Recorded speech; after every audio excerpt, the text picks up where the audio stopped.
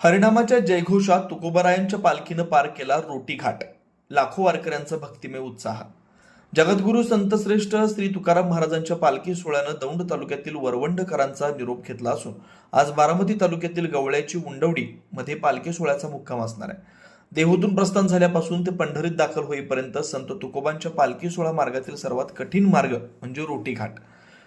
पालखी सोहळ्यानं पुणे सोलापूर महामार्गावरील प्रवास संपून नागमोडी वळणाचा रोटी घाट टाळ मृदुंगांच्या साथीनं हरिनामाच्या जयघोषात सहज पार केला. हा घाट पार करण्यासाठी रोटी गावच्या 5 बैल जोड्यांनी परंपरेप्रमाणे पालखी रथाला साथ दिली.